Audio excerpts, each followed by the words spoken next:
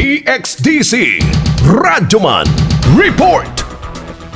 Gihulat karon sa Davao City Police Office nga mogula ang search warrant sa ilahang gi-applyan sa korte aron masulod ang balay sa suspect sa pagpatay sa helper nga si Sheilahan ay Lagsaway, 29 anyos nga taga Don Marcelino, Davao Occidental. Sa interview sa DXDC Armen Davao kang Police Captain Hazel Tuazon, DCPO spokesperson, wala pa na-recover ang gigamit sa pagpatay sa biktima. Gawa sa singgit nga hostisya, nanawagan no sa bugtabang pinansyal ang kabanay sa biktima kinsa gihaya karon sa Rivera Funeral Home sa may sasa ning syudad.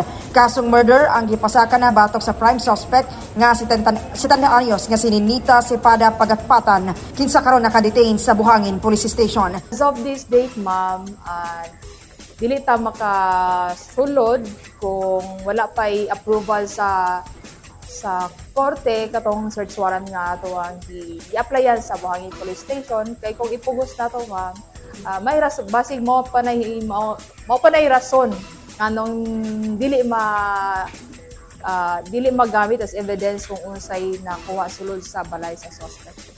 Kasama mo sa balita ug serbisyo publiko, reaching millions nationwide and worldwide for 70 years. Radyoman ay Miginita, Tatak RMN. Tatak RMN.